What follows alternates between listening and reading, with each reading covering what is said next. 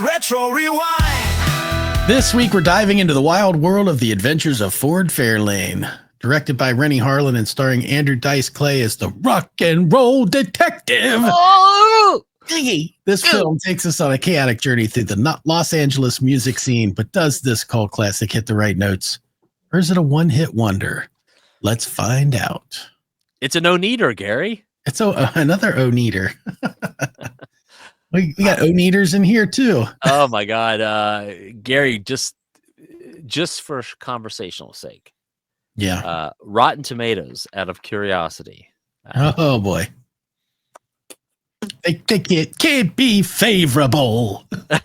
The critics have this sitting at 25. That's a little higher than I thought they'd give them, actually. And the audience has it at 67. Unbelievable. Oh! Oh, man, this is going to be an interesting episode of just nothing but really bad Dice impersonation. Yeah, really terrible ones. Be prepared, people. Look. I don't know where to start, so please. I'll say this. I was, and still am, I was a Dice fan back in the day. Yes, he's very misogynistic. Yes, his jokes are not appropriate. I don't care. Dice was funny. Dice still is funny. I saw Dice a couple of years ago down here in Nashville, and he was still Dice. Still funny. Yeah. This movie, I don't know if it was written for him, but it fitted him. It fit him perfectly. And this was at the height of his career. Right? I mean, he was on top of the world. And those of you that are sitting in judgment, if you were 18 to 20 back then, 23, whatever, you loved Dice. Everybody loved Dice. He was the biggest thing in the world. And this movie is, it's not high art at all. No, it's not even low art. It's almost like it's barely Art Mooney. I'm trying to think of a good comparison. There isn't one. It's almost like I mean, do you put it next like Pet Detective? No, kind of, but no, because I feel it's kind of like an SNL skit. Yeah, that turned into a movie that is a hit or miss idea. And the thing is there's a very thin plot throughout this whole film. Yeah. If you took this on the level as a straight up like mystery or detective film or something, you would be, first of all, don't go into it ever thinking that.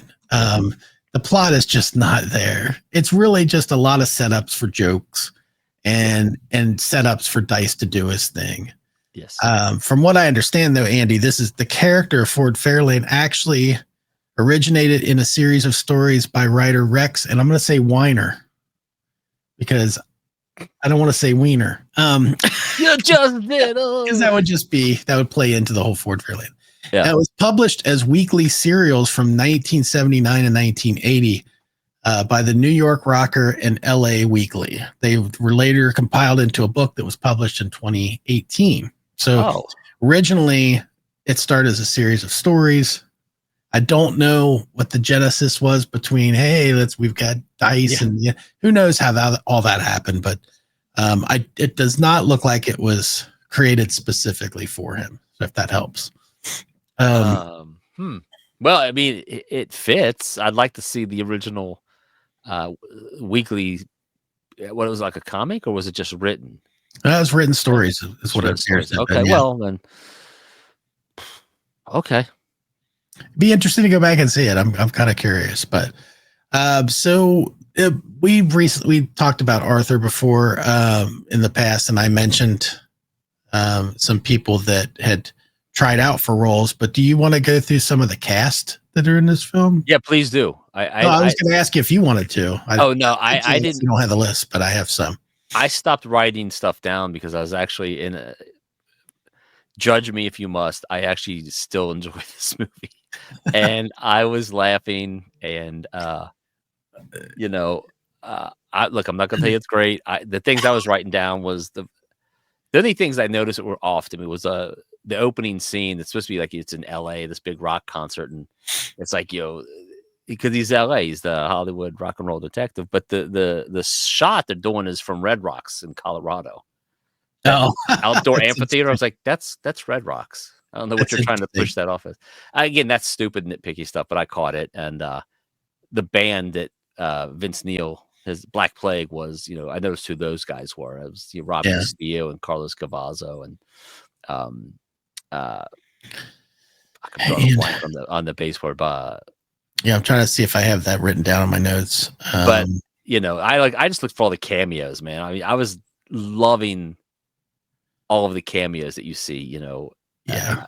And I'm sure you're going to go over some of them. But Yeah, this is a pop culture movie in a way. It's very it's of its time. Yeah. Outside of that time, it would be very easy to see why people would think this movie is garbage. However, if you were there during this time and you know the Dice character and you're also a fan of all of these artists that were in this film and that whole scene, and that's a snapshot of life, man. It was for that. It's like, I enjoyed it again. I mentioned, and when we talked about Arthur, that I went into that with this adult sense, which kind of messed me up at first. In this one, when I started it, there was a little bit of that fighting also, because in the beginning, you're like, it seems in today's time, his jokes and the way he is so dated with a lot of the way people think now. But it's still funny to me. And not the misogynistic stuff so much. It's just how silly the character is. Right. And it's more him. And, I am a fan of Dice too. I think I don't know if it's his TikTok. I don't know if you've ever seen, I think he's on TikTok, or if he's not, he's on something else that I've seen him on, where he's walking down the street and he thinks somebody's looking at him and they want a picture. And so he's like, hey, you want the thing with the pictures and stuff? Yeah. And it's always people that don't know who he is. And they're like, what do you want? I could see you're a fan. It's okay. And I'm very grateful for Thanksgiving. And maybe you wanted a picture just with me. Oh, no. It's okay. A lot of people get nervous to approach me. You know what I mean? Just because of the movie stardom and everything. And so if you want a picture... I'm good. What? I'm good. So he's still finding a way to be funny.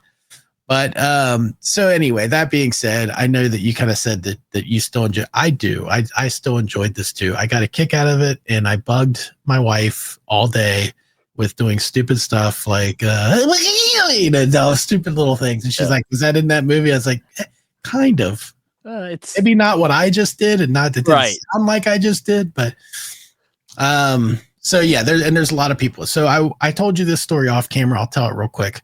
I was talking to a friend of mine today, Jeff. You've heard me mention him many times on here, and he's a little bit younger than us. So I mentioned that we were doing a retro tonight on a movie.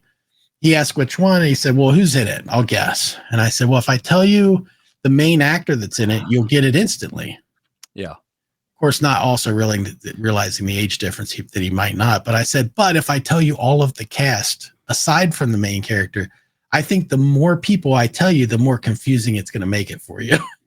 Right. And that's exactly how it was. So let me give you a list of some of the names of the people that are in this film. I mean, keep in mind, you're going to give a list of names and go, and this film is sitting at 25 with this cast of characters. Right. So I'll just go right down the list as I've got it. You've got Wayne Newton in this movie. Legend. You've got Priscilla Presley in this movie. In her own right, a legend. You've got Lauren Holly in this film. Was there anything hotter than Lauren Holly about 1990? You tell me. I can't recall anybody. Anyway. There was not. Jazz, when I said get dressed up, I meant... not up. Yeah. Yeah. Morris Day. Doing his usual eyes really big. Yeah. Gilbert Gottfried. With his eyes open. Yes. Before he went into this... I was just thinking that maybe I could He actually had eyes open, and he was very young looking. And he didn't have that. He did that voice as the on air, but off it didn't quite sound as obnoxious. Right. That was a good impersonation, by the way. That working on my camera. It annoys everybody, but Gary, you know. Ed O'Neill. Booty time. Booty time. Okay. Robert, actually, you know what? Yeah, never mind. Robert, I call you spam because you are spam. I was, and I call you spam because that's what you are. It's Robert Englund. Freddy Krueger. Hello. And then we've got Vince Neil, and you mentioned the Vince Neil band that was there. That's all that I have listed. Zuzu Pedals was played by Maddie Corman, but I can't think of anything. I think she's had a lot of roles, but I just can't think of anything prominent that she's done that may come she's to been mind. in a lot of things. I actually, it was funny because I looked up too, because I was like, why? It seems like she just disappeared, but she hasn't. She's been very active. And oddly enough, she was in The Marvelous Mrs. Maisel, but only for one episode, because I was like, I don't remember seeing her anywhere. I liked that TV show. I still couldn't find her in the show, but she looks a lot different than but she looks you wouldn't recognize her as the same person if you saw her. If I'm not mistaken, she's our age. So yeah, she was born in 70. You have to figure at that age in the movie, you know. She's very attractive now. I mean, I'm like it's someone who's, you know, over 30. She's a very attractive young woman. Directed by Renny Harlin, I mentioned. He's done a few things. He's done quite a few things. Produced by Joel Silver and Steve Perry, but not that Steve Perry. Just a small town girl.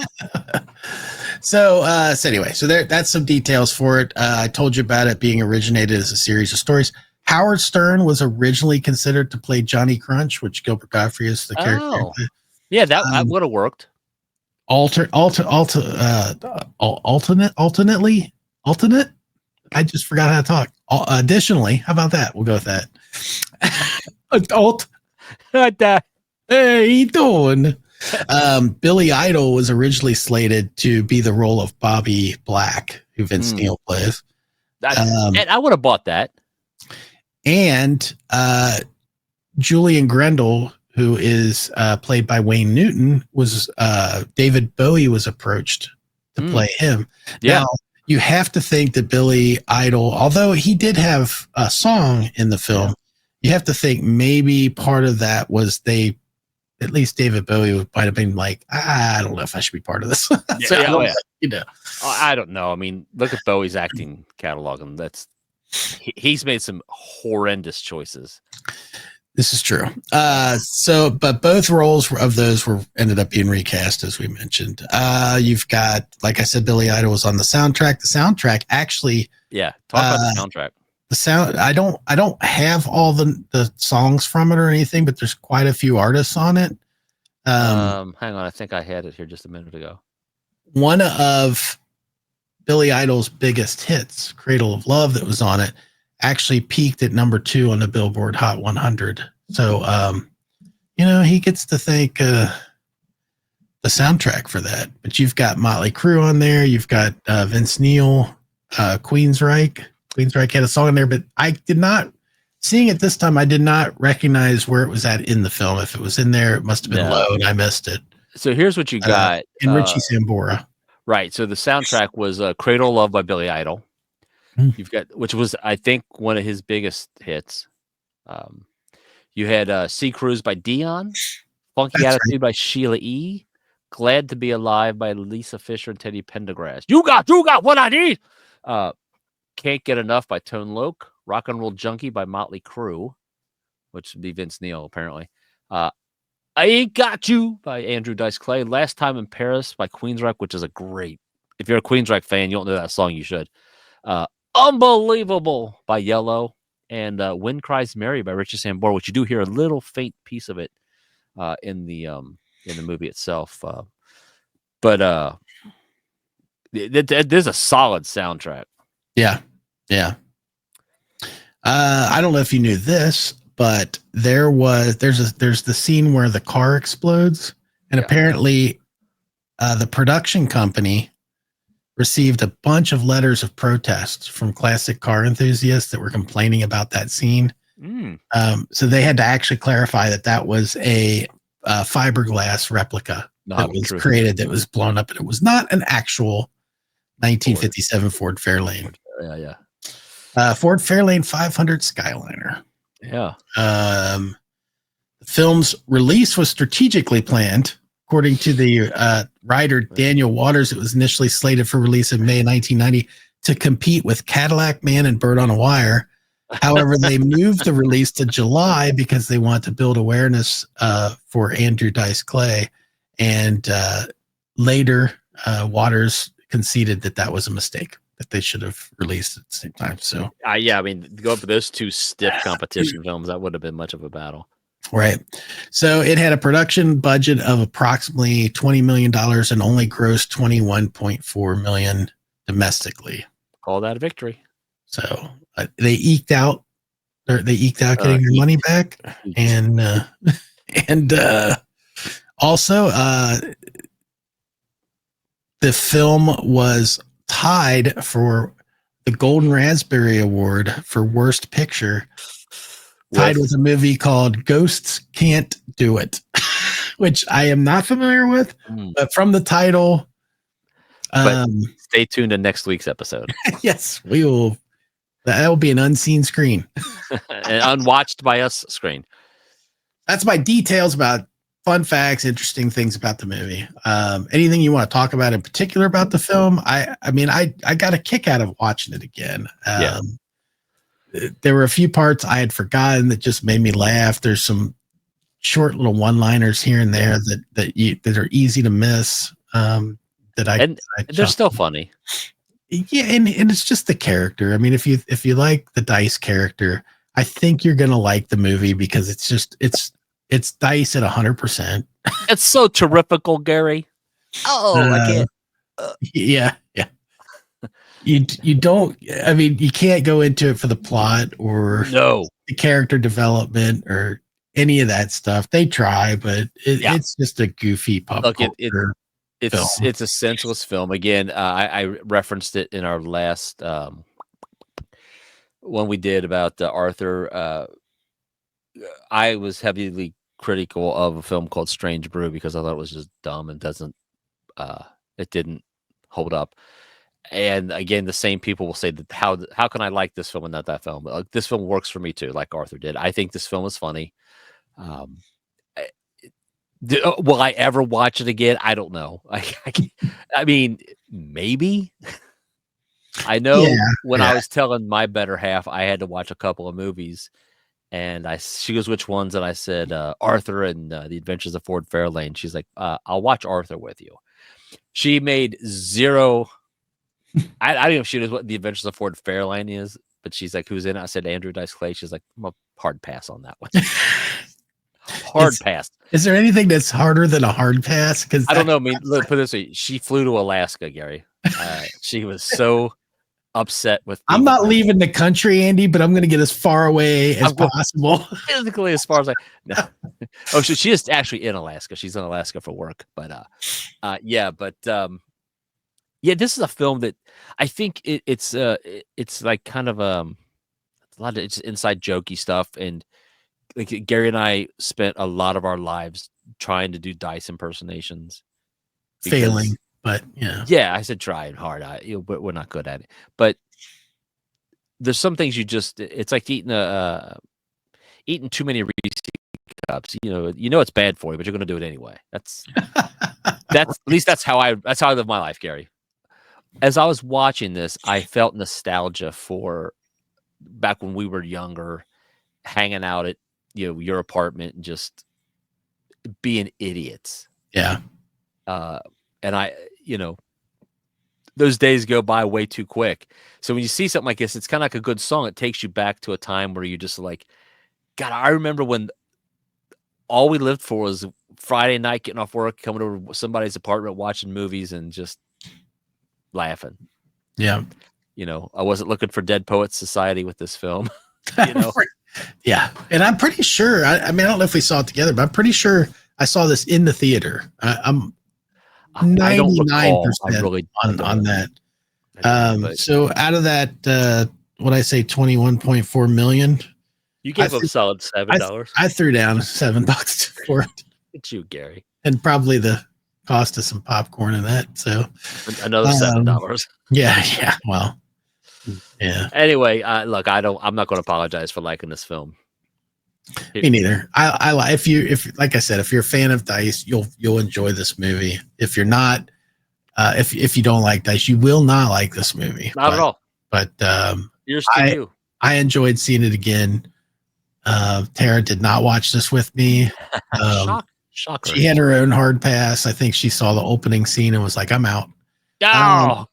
But I enjoyed it. Andy still enjoys it. Yeah, this is a fun movie for me. It's fun. What do you guys think? Have you seen it? Let us know in the comments. I welcome your criticisms. I plan on ignoring all of them.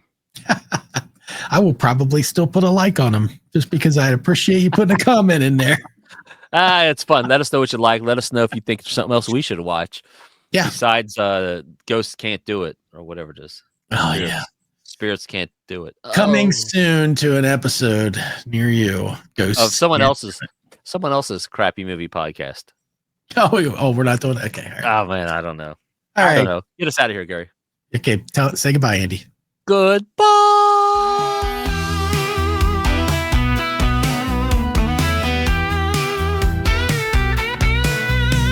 The Tommy twins are at it again, hoping to plaster your face with a grin. We're taking it back to a good old time when Hollywood had hit their stride.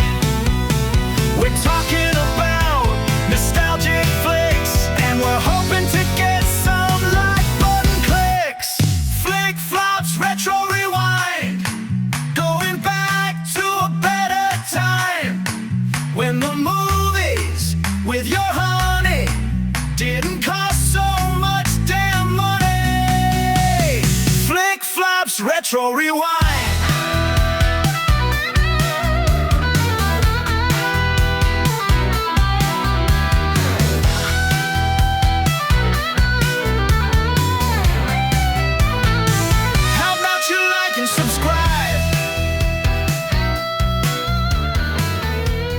This has been a Touch of Madness production, brought to you by the creative minds at Tommy Twins Media.